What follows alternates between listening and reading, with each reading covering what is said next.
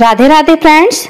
दशा माता की कहानी नंबर 4 जो कि इस प्रकार से है। एक साहूकार था, उसके परिवार में 5 पुत्र, उनकी बहुएं तथा एक पुत्री थी। पुत्री का विवाह हो चुका था परंतु उसका गौना नहीं हुआ था। इस कारण वह भी अपने माता पिता के घर में रह रही थी। एक दिन साहूकार की पत्नी दशा माता का डोरा ले रही थी। उसकी बहुओं ने भी डोरे लिए। बहुओं ने अपने सास से पूछा कि क्या ननद के लिए भी डोरा लेना है। सास ने कहा हाँ। इस पर बहुओं ने कहा कि उनकी तो विदाई होने वाली है, यदि व्रत से पहले ही विदा हो गईं तब क्या होगा। सास ने उत्तर दिया, मैं व्रत का सारा सामान उसके साथ रख दूंगी, वह अपनी ससुराल में पूजा कर लेगी। ऐसा ही हुआ। उसके ससुराल से लेने के लिए उसका पति आ गया। माँ ने बेटी को विधि पूर्वक विदा किया और उसकी पालकी में पूजा का सब सामान रखवा दिया। लड़की जब अपनी ससुराल पहुंची तो उसे घर के आंगन में गलीचा बिछाकर बैठाया गया। आस पड़ोस की महिलाएं नई बहू को देखने के लिए आने लगी। सब उसकी सुंदरता और गहने कपड़ों की तारीफ करने लगे। किसी की निगाह उसके गले में बंधे डोरे पर पड़ गई। वह बोली, बहू की माँ बड़ी टोटके वाली है। सबकी निगाहें उसकी बात सुनकर उसके गले में पड़े डोरे पर पड़ी। सभी स्त्रियां डोरे के बारे में अपनी अपनी राय प्रकट करने लगीं। शाम को सास, ननद, देवरानी, जेठानी, घर की सभी स्त्रियां भी उसी डोरे की चर्चा करने लगीं। सब डोरे की निंदा कर रही थीं। सुबह से शाम तक डोरे के बारे में सुनते सुनते बहू का दिमाग खराब हो गया। उसने डोरे को गले से उतारकर जलती हुई आग में डाल दिया। डोरे के जलते ही सारे घर में आग लग गई। घर में रखा सब धन धान जल गया। सब आदमी अपने प्राण बचाकर अपने घर से बाहर भागे। अब घर में केवल नई बहू और उसका पति ही रह गया, बाकी सब भाग गए थे। घर का सारा सामान जल गया था। घर में अब न खाने को अन्न था और न ही पहनने के लिए वस्त्र बचे थे। इसलिए दोनों पति पत्नी गांव छोड़कर रोजगार खोजने चल दिए। चलते चलते वे उसी गांव में पहुंच गए जहां वह लड़की रहती थी। लड़की ने अपने पति से कहा, तुम यहाँ भाड़ झोंको और मैं कोई काम ढूंढती हूँ। पत्नी का कहना मानकर वह भाड़ झोंकने लगा और वह स्वयं भी एक कुएं पर जाकर बैठ गई। उस कुएं पर सारे गांव की स्त्रियां पानी भरने के लिए आया करती थी। उस लड़की की भाभियां उस कुएं पर पानी भरने के लिए आईं परंतु उन्होंने अपनी ननद को नहीं पहचाना। वे उससे बोली, तुम तो किसी भले घर की लड़की मालूम होती हो, कुछ काम करना चाहती हो तो बोलो। लड़की बोली, काम तो करूंगी परंतु कोई नीच काम नहीं करूंगी। बड़ी भाभी बोली, हमारी ननद ससुराल चली गई है, तुम हमारे यहाँ बच्चों की देखभाल करती रहना और हमारे घर से सीधा लेकर अपने घर का भोजन बना लिया करना। लड़की इस काम के लिए राजी हो गई। लड़की की भाभियां अपने घर आईं और सास से बोली, कुएं पर एक अनाथ लड़की बैठी है, वह हमारे घर रहने और बच्चों की देखभाल करने को राजी है। आप कहो तो हम उसे रख लें। सास ने कहा, खुशी से रख लो परंतु आपस में कलह मत करना। सब बहुएं राजी हो गईं। वे वापस कुएं पर आईं और उसे घर ले आईं। वह अपने भतीजे भतीजियों की देखभाल करने लगी और अपना जीवन निर्वाह करने लगी। एक दिन दशा माता का डोरा लेने का अवसर आया। सास के कहने पर सब बहुओं ने डोरा लिया। बहुओं ने सास से पूछा कि क्या इस लड़की के लिए भी डोरा लेना है। सास ने कहा हाँ। बहुओं ने कहा, इसी प्रकार आपने नंद जी के लिए भी डोरा ले लिया था परंतु पूजा से पहले ही उनकी विदाई हो गई।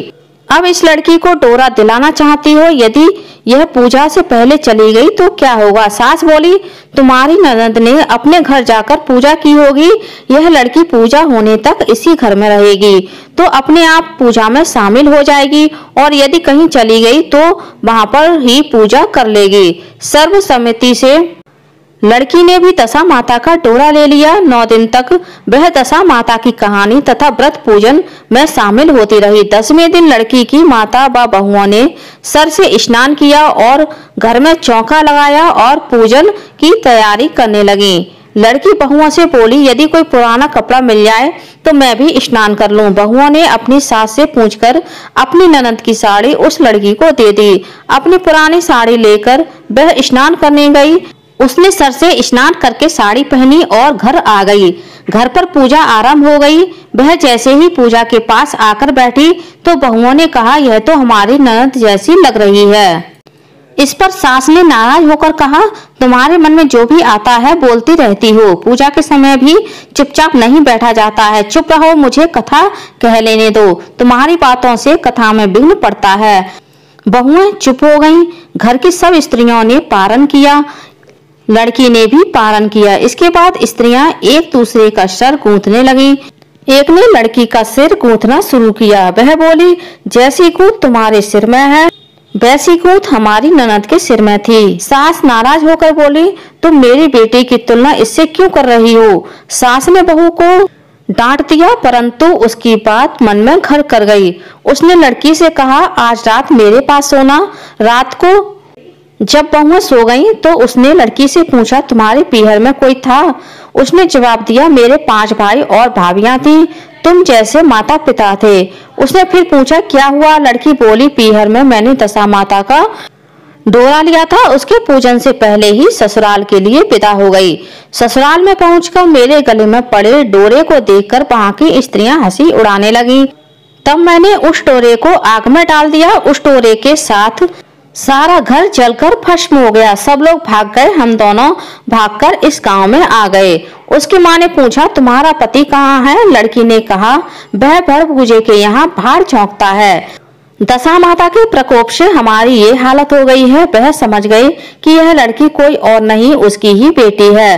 तब उसने अपने 5 बेटों को बुलाकर कहा, यह तुम्हारी छोटी बहन ही है। सवेरे होते ही माता के कहने पर 5 भाई भड़भूजे के यहाँ से अपने बहनोई को लेकर आ गए। उन्होंने उसको स्नान कराया और उत्तम वस्त्र पहनने को दिए। कपड़े पहनकर वह सुंदर साहूकार दिखाई देने लगा। वह कुछ दिन ससुराल रहकर अपने घर चला गया। घर पहुंचकर उसने देखा कि सब लोग पहले की तरह सुखपूर्वक रह रहे हैं। इसके बाद वह अपने ससुराल आया और अपनी पत्नी को विदा कर घर ले गया।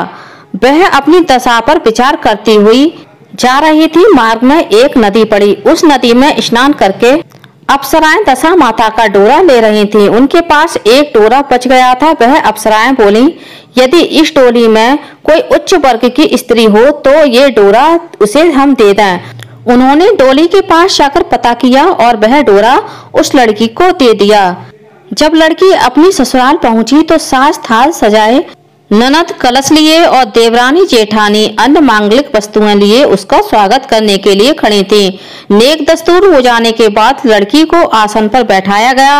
आसन पर बैठने के बाद लड़की ने कहा, आप लोगों ने पहली बार दशा माता के डोरे के लिए अपशब्द कहे थे, जिसका फल ये हुआ कि घर के सब लोग पिछुड़ गए तथा घर का धन धान जलकर स्वाहा हो गया।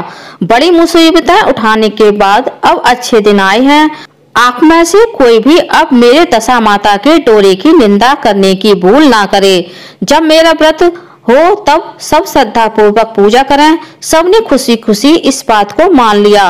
9 दिन तक व्रत चलता रहा। 10वें दिन विधि पूर्वक डोरे की पूजा की गई।